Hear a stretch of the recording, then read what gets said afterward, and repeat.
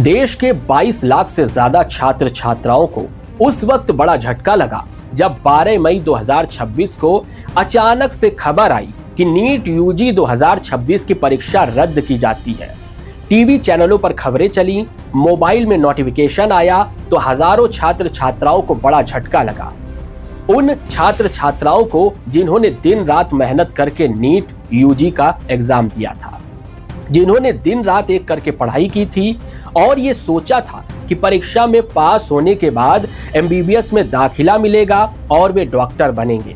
लेकिन परीक्षा आयोजित करने वाली टेस्टिंग एजेंसी से एक परीक्षा ढंग से नहीं कराई जा सकी।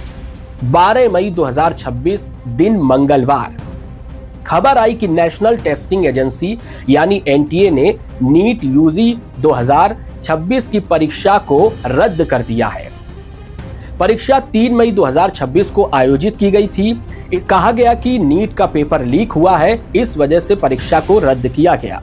एनटीए की ओर से कहा गया कि 3 मई 2026 को आयोजित हुई नीट यूजी परीक्षा दोबारा करवाई जाएगी। नई परीक्षा की तारीखें भी जल्द घोषित की जाएंगी। एनटीए डीजी अभिषेक सिंह ने कहा कि इस गड़बड़ी के लिए हम जिम्मेदार हैं। परीक्षा दोबारा करवाई जाएगी। 6 से 8 दिन में नई तारीख का ऐलान होगा। अब आपको बताते हैं कि ये पूरा विवाद है क्या और कैसे नीट यूजी का पेपर लीक हुआ। बताया जा रहा है कि नीट यूजी का पेपर लीक हुआ था। 3 मई 2026 को आयोजित नीट यूजी पेपर के 4 दिन बाद एनटीए को पेपर बिकने की जानकारी मिली थी। इसके बाद 8 मई को एनटीए ने मामला केंद्रीय जांच एजेंसी को सौंप दिया था। जांच में राजस्थान के सीकर, झुंझुनू, देहरादून और केरल से जुड़े कुछ संदिग्धों के नाम भी सामने आए थे।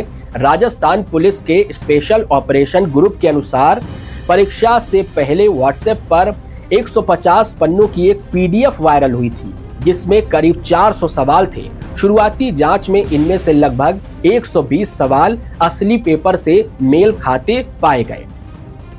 कुछ रिपोर्ट्स में दावा किया गया कि 300 सवालों में से करीब 150 सवाल परीक्षा में आए थे।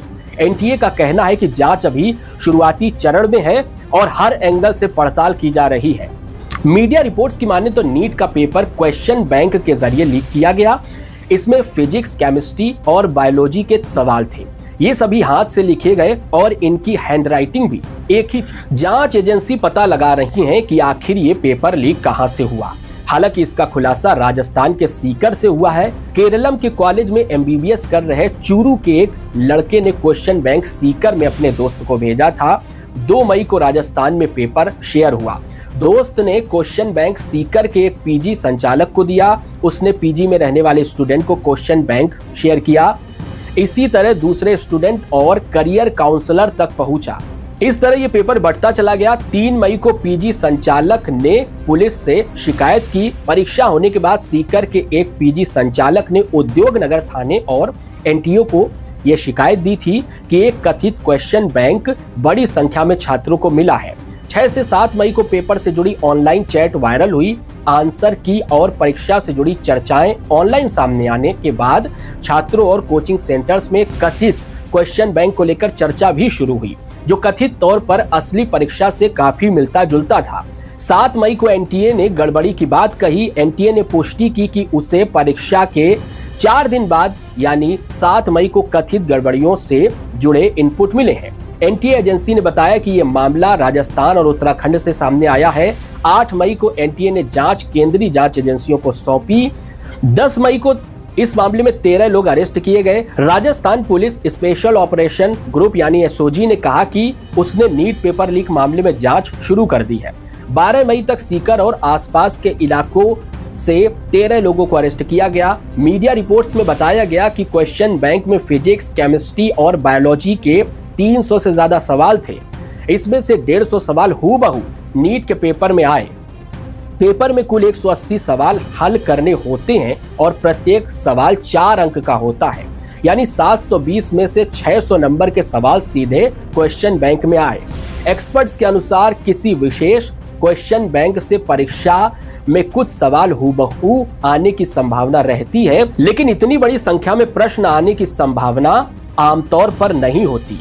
अब तक ये आंकड़ा तो सामने आया नहीं है कि कथित क्वेश्चन बैंक कितने छात्रों तक पहुंचा, लेकिन ये संख्या बड़ी होने की आशंका है। दरअसल जिन लोगों को ये व्हाट्सएप पर मिला उसमें मैसेज के साथ फॉरवर्डेड मैनी टाइम्स लिखा हुआ है। अब इसके तार केरल, राजस्थान, महाराष्ट्र तक जुड़ चुके हैं। महाराष्ट्र के नासिक में भी पुलिस ने युवक को हिरासत में लिया गया है। सूत्रों ने दावा किया है कि नासिक से पकड़ा गया आरोपी BAMS की पढ़ाई कर रहा है। इसके अलावा पता चला है कि वो एक मेडिकल काउंसलिंग एजेंसी भी चलाता है। अब इस मामले में 16 लोगों की गिरफ्तारी हो चुकी है और आगे की जांच की जा रही है। हालांकि ये पहली बार नहीं है। 2024 में भी नीट UG परीक्षा पेपर लीक के चलते कुछ सेंटर्स पर परीक्षा रद्द कर दी गई थी। ये परीक्षा 5 मई 2024 को हुई थी। 6 मई को NTA ने पेपर लीक की बात से इनकार किया था। इसके बाद बिहार के पटना और झारखंड के हजारीबाग में जांच हुई। जांच में पेपर लीक के सबूत मिले और कई गिरफ्तारियां भी हुई थी। हालांकि सुप्रीम कोर्ट ने पूरी परीक्षा रद्द करने से इनकार कर दिया था और कुछ सेंटर्स पर 1539 कैंडिडेट्स की दोबारा परीक्षा हुई थी। पेपर लीक के आरोपों के अलावा 67 छात्रों को 720 में से 720 अंक मिलना और एक ही केंद्र से कई टॉपर्स का आना भी बड़े विवाद का कारण बना था। ऐसे में सवाल है कि आखिर कब तक लाखों छात्र छात्राओं के भविष्य से खिलवाड़ किया जाता रहेगा और क्या वजह है कि एक भी परीक्षा पारदर्शी और निष्पक्ष तरीके से नहीं कराई जा रही है। आखिर कहां लापरवाही बरती जा रही है, कैसे शिक्षा माफिया सिस्टम में सेंध लगा रहे हैं और सरकारों को चुनौती दे रहे हैं।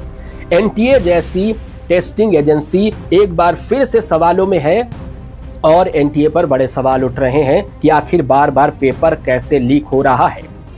क्या NTA की शिक्षा माफियाओं से मिली भगत है? इसका जवाब भी खोजा जा रहा है। वीडियो देखने के लिए आपका बहुत बहुत धन्यवाद। जय हिंद, जय भारत।